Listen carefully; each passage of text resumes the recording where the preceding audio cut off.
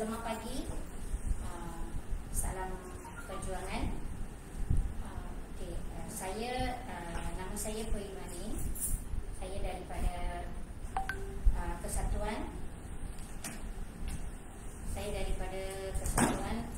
Pekerja Swasta Hospital di Kerajaan.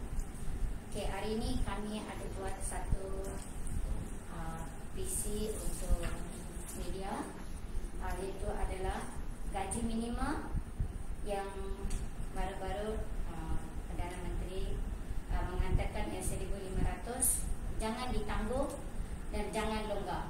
Seadalah tajuk media hari ini. So kami ada beberapa speaker yang panel ada hari ini. Yang pertama adalah Daniel daripada JPKK, penyalaras JPKK.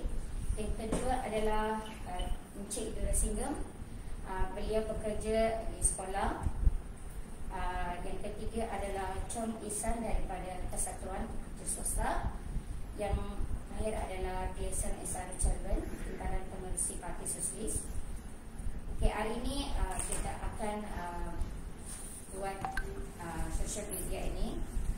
Kita ada 4 panel ada, so kita jangan meluangkan masa lama-lama. Saya akan terus panggil Encik Daniel untuk start kita punya media. Salam perjuangan semua. Saya Daniel Hakim daripada Jaringan Pekerja Konsultan Kerajaan. Baru-baru ini saya mesti dah umumkan berita gembira untuk kaum pekerja 1,500 kenaikan banyak RM300, dan ini berita yang agak melegakan untuk kaum pekerja. Pada ketika ini Jaringan Pekerja Konsultan Kerajaan adalah mewakili pekerja pembersihan, keselamatan dan juga kebun dan di dalam kerajaan yang berjumlah lebih daripada 190,000 orang. Hidup di balas gaji minima, dan kami menyambut baiklah keputusan ini kerana ini peningkatan yang dikatakan boleh agak drastik lah jika dibandingkan dengan peningkatan yang sebelum ini, daripada 1,090 dan sebagainya. Dan ini satu langkah yang merasakan walaupun ia tidak memenuhi kadar yang sepatutnya, iaitu RM2,331 sebulan. Sekiranya mengambil kira pendapatan garis kemiskinan relatif yang dalam formula pengiraan gaji minimum digunakan oleh Jawatan Kuasa Teknikal Perundingan Gaji Negara. Tapi kami bantah keras pendapat setengah pihak yang minta pelonggaran dan pengecualian daripada membayar gaji minimum baru ini. Yang pertama ini, kami tak setuju dengan keputusan Tansi Norma Menteri Kementerian Pembangunan Usahawanan dan Koperasi yang meminta kerajaan mengecualikan pelaksanaan gaji minimum terhadap usahawan, perusahaan mikro kecil dan sederhana. Golongan pekerja bawahan ini yang menjadi perniagaan kecil dan sederhana ini, dan seharusnya mereka dapat hasil sepadan dengan hidup mereka, dengan penadalah mereka. Dan RM1,500 itu bukan hanya satu rumah yang cukup untuk sara hidup seorang bujang, apatah lagi yang berkeluarga. Jika kita ingat, semula pengiraan dana negara yang menunjukkan sebuah keluarga memerlukan RM6,000 sebulan untuk hidup bermaruah dengan hidup di ibu negara. Kita juga tak setuju dengan kenyataan Persatuan Industri Keselamatan Malaysia yang semalam mereka menyatakan dahlah kerajaan masih tak bayar di bawah persatuan kami. Jadi dibandingkan kalau diikutkan dengan keadaan yang lama RM1,200 pun syarikat hanya dapat keuntungan bersih 10% saja. Ini keuntungan yang rendah mereka terima. Ini kenyataan mereka semalam. Itu juga dengan persatuan syarikat pembersihan yang berumur, mereka hanya akan dapat 10% saja daripada keuntungan kasar mereka yang dikatakan paling rendah selama mereka mendapat kontrak. Jika ini benar dakwaan PIKM dan juga Kesatuan Bina, Kesatuan Syarikat Bina, kerajaan harus mengemas ini nilai kontrak yang diberikan kepada kontraktor supaya beban kenaikan gaji yang didakwa oleh kontraktor itu tidak ditanggung lagi oleh mereka, dan tidak menjadikan lagi kenaikan gaji yang akan dinikmati oleh pekerja dalam masa 2 bulan lagi. Juga dalam masa yang diberi untuk pelaksanaan gaji baru ini sudah cukup lama bagi kontraktor yang gagal untuk kemas ini formula ini, supaya pekerja tidak jadi mangsa kegaduhan di antara majikan kontraktor dan juga birokrasi kerajaan. Kerajaan mesti ambil langkah proaktif untuk pastikan pelaksanaan kadar gaji baru ini dinikmati oleh semua pihak, terutamanya pekerja barisan hadapan di bangunan kerajaan sendiri. PIKM juga ada membuat kajian yang menyatakan syarikat akan menyediakan pengawasan keselamatan kualiti rendah dan majlis ini akan diisi oleh warga asing. Ini kaitan dengan semalam. Dan mereka kata terpaksa tawarkan gaji rendah kerana orang tempatan tak mahu gaji itu. Kalau mereka syarikat pula akan kerugian katanya.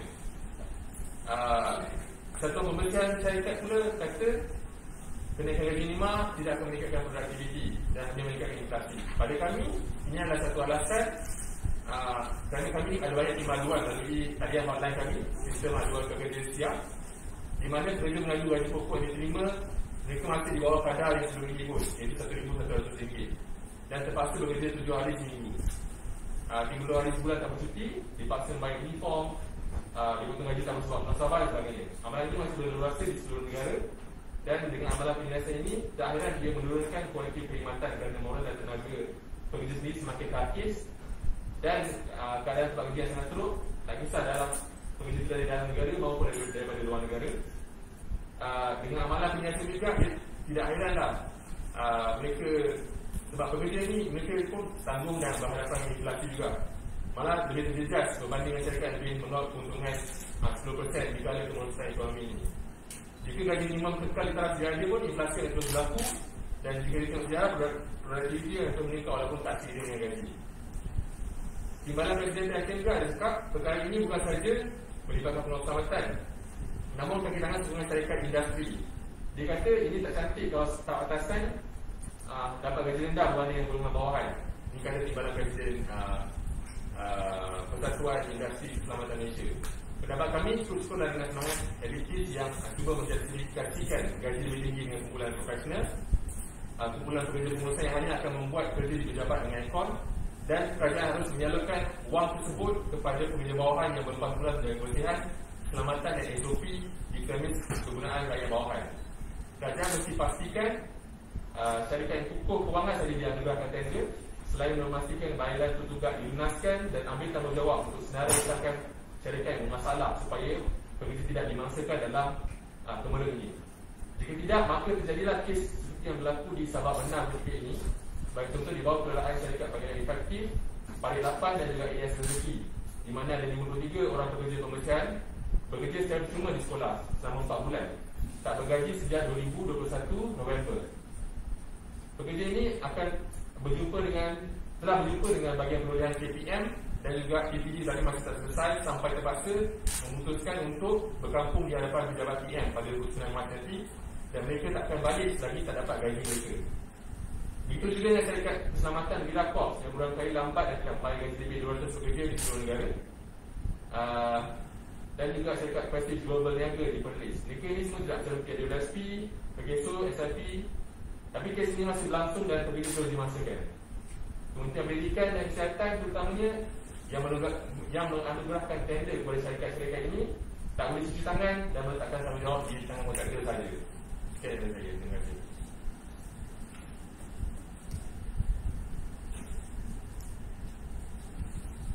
Okey, terima kasih Daniel. Okey, seterusnya saya akan jemput puan saudara Doris Singgam daripada dia bekerja di sekolah. Jemput Encik Doris Singgam. Selamat pagi Lydia dan juga semua orang yang ada di sini. Saya kerja sebagai tukang rebus sekolah di Sekolah Jenis Kebangsaan Tamil dalam CV USJ 20. Kos pembinaan makin naik untuk meningkatkan taraf hidup yang lebih baik. 2 kesan gaji tidak cukup untuk membeli barang keperluan seperti makanan dan kos rumah dan perubatan. Kalau ambil cuti, kontraktor potong gaji. Misalkan gaji kan naik 1.500, kalau naik 1.500, kalau dia sudah potong, dapat hanya 1.200 lebih saja. Saya kerja selama 16 tahun, baru gaji saya 1.200.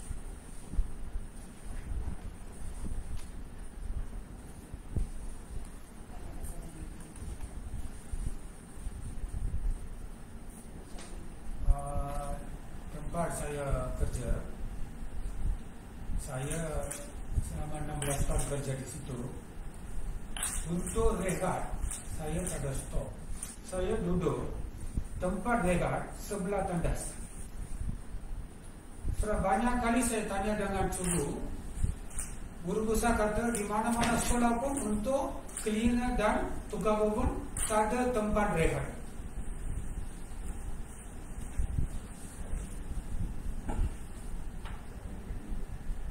Cadangan gaji minimum 1,800.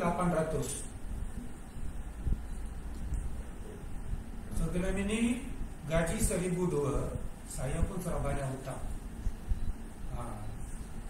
Pinjam, tapi saya pun tak boleh bayar sampai orang yang bagi duit sendiri ugut saya.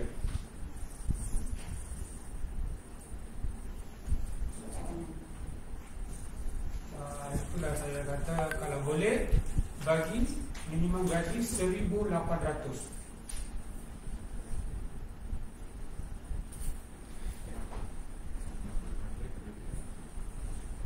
Sebab tak cukup untuk bayar rumah sewa,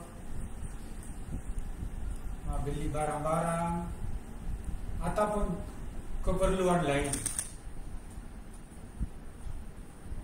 Sebab kos barang dah meningkat. Dulu RM20, sekarang RM50. Gaji macam ini, macam mana saya nak belanja guna untuk aktiviti-aktiviti lain? Terpaksa pinjam duit.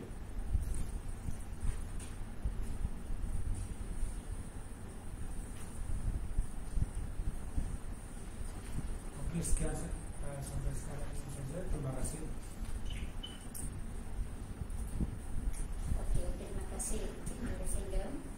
Sebenarnya dalam keadaan sekarang masa COVID, dulu adalah kita punya gaji 1,200. Memang ada berbelanja rumah, api, air, market untuk anak sekolah. Tapi sekarang ada juga kita punya perbelanjaan tambah. Mana-mana tiap-tiap bulan saya rasa sekarang kita setiap rumah mesti kena beli mask. Masa COVID, setiap rumah mesti ada mask. Lagi satu adalah kalau ada kita sakit ke apa-apa mesti ada test COVID punya. Itu adalah satu perbelanjaan yang lebih daripada itu. Yang masa COVID ada juga perbelanjaan, ada laptop untuk anak-anak sekolah dekat online. So perbelanjaan walaupun masa COVID tak ada kurangan, meningkat saja. Yang sekarang bila semua dah buka saja, walaupun kata boleh kerja, mana-mana boleh pergi, tapi kenaikan harga barang dekat pasar semakin hari semakin meningkat. Seorang dia sebagai kerja dekat kebun, dia punya gaji 1,200. Cuba bayangkan sajalah rumah sewa, api, air, bulanan untuk market. So macam mana? So mereka ada juga buat pinjaman dekat tempat-tempat lain. Itu adalah daripada Cikgu Rosenda yang memang masalah. Seterusnya saya akan jemput daripada Kesatuan Chong Isan daripada Kesatuan Swasta. Silakan. Terima kasih Saudari Wani. Saya Ishan daripada Kesatuan Pekerja Swasta Hospital Kerajaan. So dari sini bagi kesatuan kami akan mengalu-alukan dengan kenaikan gaji 1,500.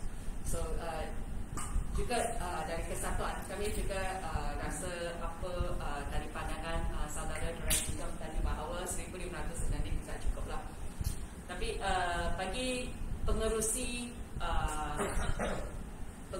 kesatuan kami pernah cakap bahawa gaji minima sepatutnya adalah satu gaji yang supaya seorang pekerja boleh hidup tanpa hutang. Dan kami berasa sebenarnya 1,500 tu masih tak cukup lah untuk seorang pekerja boleh hidup tanpa hutang. Tapi bagaimanapun kami masih mengalu-alukan dengan keputusan 1,500 ini.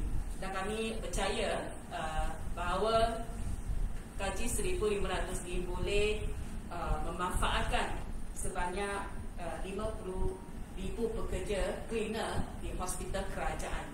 Dan ini memang satu manfaat yang sangat bagus. Seperti apa yang tadi saudari Wani pun ada cakap bahawa banyak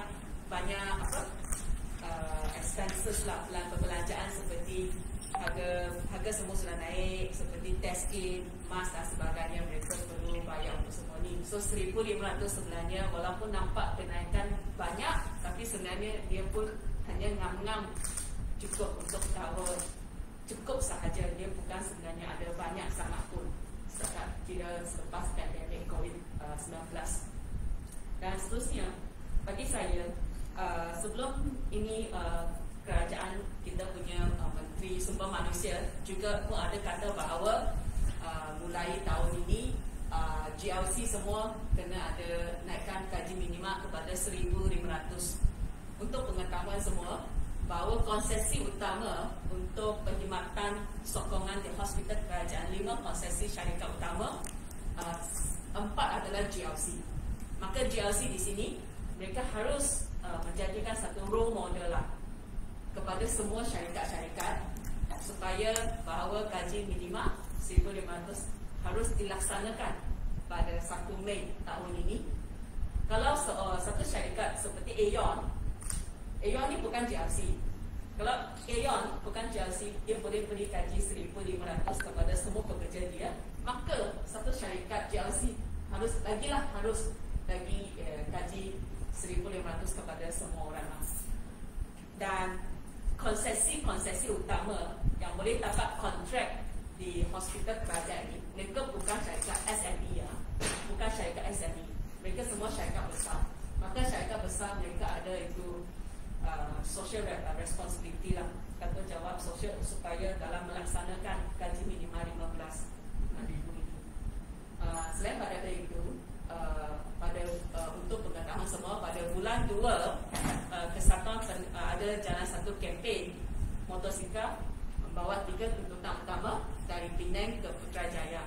So dalam kempen ini Kesatuan berjaya dapat jumpa Menteri Kesihatan YB Khairi mengenai isu ini, dan YB Khairi juga janji akan bincang dengan majikan dan semua ini untuk memastikan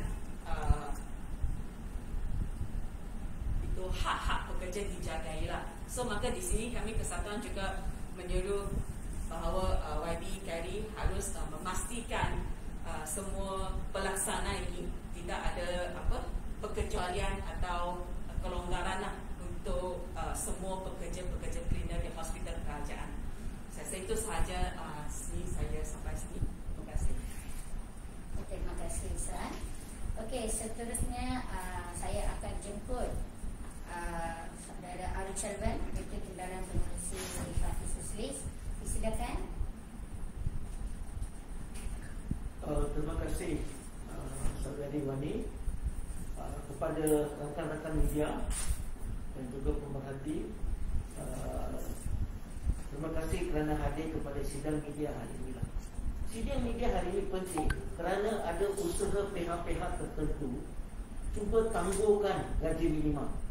Ada cubaan pihak-pihak seperti FFM, MEF dan juga ada beberapa menteri juga meminta beberapa pelonggaran. Sebab itu PSN amat bertegas bahawa gaji minima ini harus dilaksanakan pada 1 hari bulan Mei. Kita ada 7 ujar. The first point is gaji minima ini, kalau kita tengok sejarah, apabila dia mula-mula diumumkan, dia dibuat kerana sistem pasaran bebas tidak dapat menjanjikan gaji yang sama. There's an abuse in the system. Kerana bila dia bawa pekerja asing, migran ke dalam negara, menyebabkan gaji pekerja tempatan itu diturunkan. Kerana ada cheap labor, ada gaji murah. Itu sebabnya kerajaan pada tahun 2009 itu, 2012 and then 2013 mengumumkan that gaji minima itu perlu ada. Kalau tidak, majikan itu dengan sukaredanya tidak ikut market forces. So FFM hari ini bermain kotor. Okey, dia main dirty ya. Dia membenarkan, dia lobby kepada kerajaan bawa pekerja asing ramai-ramai. supaya gaji minimum turun. Lepas kita minta, sekarang kerajaan terpaksa buat gaji minimum, dia membantah pula. So saya ingat itu poin yang sangat penting lah, bahawa gaji minimum dibuat di negara ini kerana majikan kamu ikut proses pasaran bebas. Poin yang kedua adalah, ada orang cakap gaji minimum bulan ni terlalu cepat, mereka panik. Sepatutnya kalau kita tengok penyelarasan gaji minimum, the last review sebenarnya 2019 gaji 1,100. Lepas itu 2020 Februari itu hanya untuk 57 bandaraya sahaja. So berarti kalau kita ikut undang-undang yang betul gaji minimal kita sepatutnya last year January 2021 sepatut diimplementasi. Kalau kita kasih cara, kita ambil tahun 2020 pun sepatutnya pada bulan Februari 2022. Sekarang dia nak implement bulan Mei. Kalau kita tengok dari segi sejarah, sudah hampir macam ini pekerja telah ditipu lebih kurang 28 bulan daripada dulu, di mana gaji minima itu diimplementasi lambat. So 1 hari bulan Mei sudah pun lambat lah. Jangan lambat-lambatkan lagi. Kami tahu ada usaha-usaha pihak-pihak tertentu akan melobi untuk melambat-lambatkan lagi. Sekarang pun sudah lambat, jangan lambatkan lagi. Poin yang ketiga, gaji minima 1,500 ini bukan satu yang dahsyat. Okey, bukan satu yang hebat. Tetapi kami terima baik. Okey, kami menyambut baik pengumuman menteri, pengumuman Perdana Menteri dan juga menteri. Kalau kita tengok sebelum ini pun MTUC Tupas minta 1,800. Okey, Tupas dah minta gaji minima 1,800, MTUC pun minta 1,800, kami pun minta 1,800.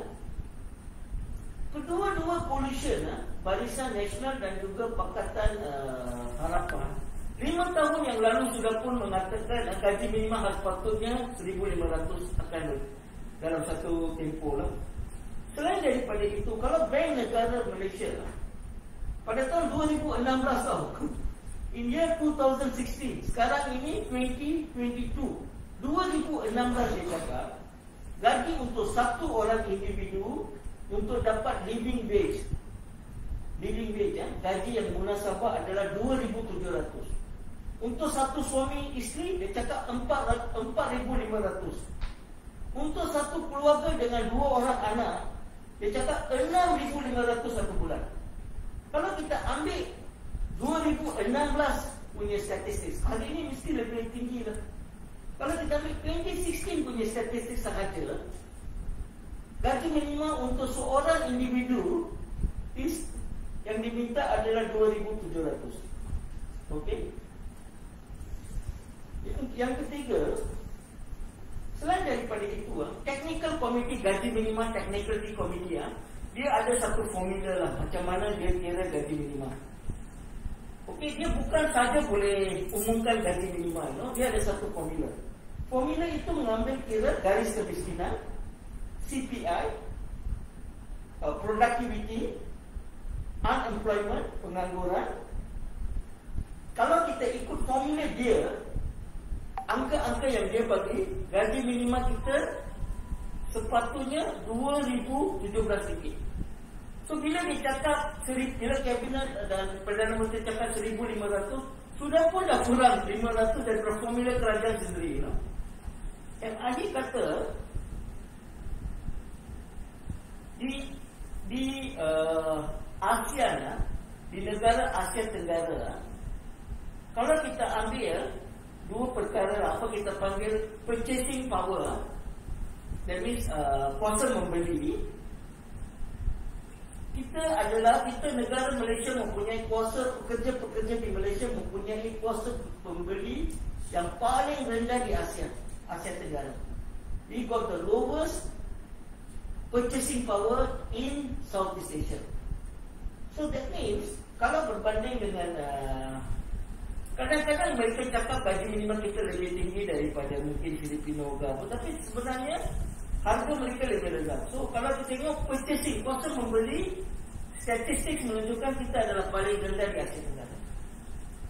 Okey, poin kita yang keempat, ini kita amat terkejut apabila Tan Sri Nur Omar mengatakan SME tidak akan diberi pengecualian.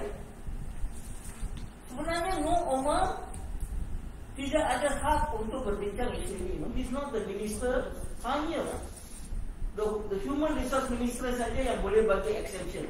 So kami tidak faham mengapa Nur Omar mau campur tangan. Dia tak ada dalam undang-undang. Dia tak ada pun. So saya ingat ini sesuatu yang terulang. Kerana dalam pengalaman kita, setiap kali gaji minimum hendak dinaikkan, FMM, MEM akan cakap SME akan digugat. Baik kita sudah pun ada gaji minimum 2013, 2016, 2019, 2020. Setiap kali argument mereka sama. Tetapi SME still can pay minimum wage. So sekarang pun we think satu proper assessment perlu dibuatlah. Nur Omar cannot give blanket. Contohnya saya beritahu, last year EPF ada orang yang hilang kerja adalah dekat 800,000 orang. Tetapi bila EPF membenarkan orang ambil keluar duit EPF, dia benarkan untuk 15 juta orang. So that means there's no proper assessment lah. Semua pun boleh ambil dan sebagainya. So kami berkata untuk gaji minimum ni, please have proper assessment. Perkara yang kelima adalah untuk SME yang memang selepas mereka buat kajian, mereka cek dia punya pendapatan dan semuanya, kalau didapati mereka memang menghadapi masalah, kita minta kerajaan bukan tangguh, tetapi membantu mereka untuk membayar gaji minimum. So first make assessment, and then go. Jangan jadikan pekerja ini pekerja bawahan lah. Don't make them too kelas. Make sure kita membantu. Dan kita juga mengatakan ada pelbagai cara kita boleh increase corporate tax. Corporate tax kita sekarang dalam lingkungan 25%, kita boleh increase corporate tax kita 1%. 1% increase pun boleh menyelesaikan isu ini. Selain daripada itu, kita juga mengatakan wealth tax, cukai kekayaan. Untuk mereka yang ada kekayaan lebih 10 juta ringgit, bukan kita minta daripada orang kaya, kita minta orang yang terlalu kaya. Okay, you can cukai ambil duit itu. Dan kita tengok hari ini ada banyak GLC, termasuk GLC yang hospital ni, CEO dia dapat RM100,000 satu bulan. CIMB Bank, GLC kerajaan, gaji CEO dia RM800,000 satu bulan. So ini memang tidak adil. Memang tidak adil. Okey. Dengan RM800,000 apa dia makan pagi, sarapan pagi, tengah hari, dia perlu begitu banyak gaji? Tak masuk akal. So daripada sebab itu, poin kita adalah cukai golongan ini, and kita perlu ada satu kalau ada undang-undang, there must be undang-undang untuk mengamal gaji yang terlalu tinggi, gaji yang tidak masuk akal. Okey, ini GLC punya, GLC kerajaan dapat gaji yang lebih tinggi dari Perdana Menteri. Okey, inilah realiti dia, Okey, and kalau GLC kerajaan dia dimiliki oleh rakyat. Okey, so kita harus melihat itu. Dan akhirnya baru-baru ini pemotongan EPF ini EPF mengatakan almost 80% lah, 79%, 79% daripada ahli dia mempunyai simpanan RM1,000 ke bawah. Ini amat boring lah. So ini adalah satu cara bila kerajaan menaikkan gaji minimum 300, kita juga boleh merasakan dia juga menaikkan simpanan mereka. So ini sesuatu yang baguslah. Okay, because you already keluarkan, you membenarkan rakyat ambil duit dia sendiri untuk selamatkan dia, you know. Padahal duit itu untuk simpanan masa tua dia. So with this 300, I think FFM semua, including No Oma semua, kena lihat ini satu yang bagus. Okay, so itu sebabnya itu adalah 7 poin kami lah. So do not longgar, do not tangguh, jangan cari loophole, jangan cari cara untuk memastikan gaji minima ini ditangguh lagi. So kita mendesak gaji minima 1,500 satu hari bulan Mei, hari pekerja, ia harus dilaksanakan.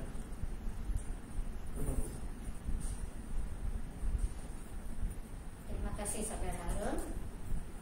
Saudara Harun telah bagi keterangan yang paling cukup. Okey, terima kasih. Okey, sekarang masa adalah untuk media. Kalau ada soal jawab, boleh soalan daripada media. Panel ada kat sini, diorang boleh jawab. Ada siapa nak sahabat?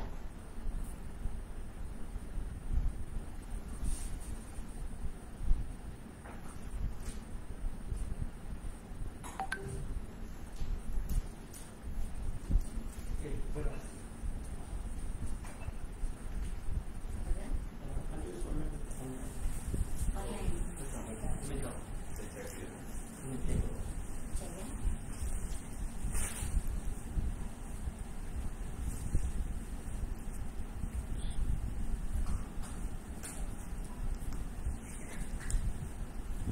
Kenyataan kita boleh pas warning online. Tak ada soalan. Ada. Okey, kalau tak ada soalan, okey. Simpang kecil. I'm just wondering kalau kita sudah kata gaji minimum ini sudah lewat dilaksanakan. So yang sekarang kerajaan setuju untuk menaikkan gaji minimum ini kepada 1,500.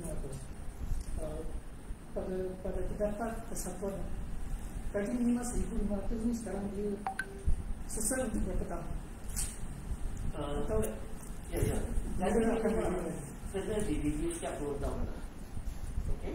That means kalau dia implement 1 Mei 1,500, dalam 2 tahun ini, that means pada tahun 2024, they have to review kerana inflasi sentiasa meningkat. Okay. So that means the government ada formula yang bagus. The formula ambil kira productivity, because FFM selalu cakap productivity kena naik. So they check productivity, they check pengangguran pada masa itu, dia juga check kadar kemiskinan and all that. And because dulu bila dia buat dulu punya calculation sebelum ini dia guna poverty rate yang dulu. Sekarang kerajaan sudah adjust poverty rate. Okay, sekarang poverty rate sekarang is more real lah. Okay, so dalam poverty rate sekarang ini memang gaji minima. So after 2 years mereka kena kaji lah, you know. So kami rasa after 2 years kena kaji balik. Sekarang ini kita ini sepatutnya kalau you tengok sekarang it must be 2,000 already, but mereka bagi 1,500. So in 2 years, apa yang bagus yang kerajaan buat sekarang adalah dia memberitahu kita bahawa 1,500 3 kali lonjakan RM300 itu satu yang perlu lah. Okay. And semalam pun Gamuda gave 1,600, bagus. Okay, still less 400,000 ringgit. But so syarikat-syarikat ini sangat memang mampu, you know.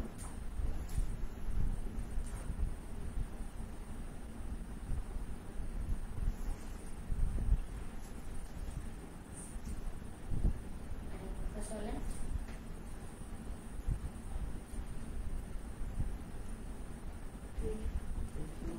Kalau tak ada soalan, kami daripada CPKK Kesatuan Liaison, kami telah mengucapkan terima kasih kepada media supaya hari ini isu adalah yang gaji minima ni adalah isu yang untuk pekerja-pekerja, supaya tadi saudara Harun telah terangkan macam mana cara GNC, ada syarikat-syarikat yang besar supaya jangan bagi dapatkan gaji untuk pekerja-pekerja. Sebab dalam keadaan ini gaji 1,500 adalah pentinglah untuk pekerja. Syarat kehidupan mereka, kenaikan barang, harga rumah sewa, dengan juga banyak perbelanjaan yang semakin lama ada juga perbelanjaan itu meningkat. Tak ada perbelanjaan yang dikurangkan setiap hari. Sada mereka dalam keadaan sekarang lah. So kalau boleh melaksanakan gaji 1,500, jangan ditangguh-tangguh lagi. Terima kasih.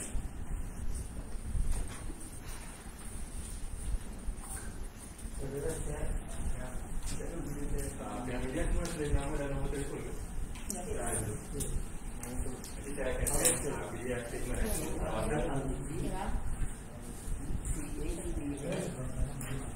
Sebaiknya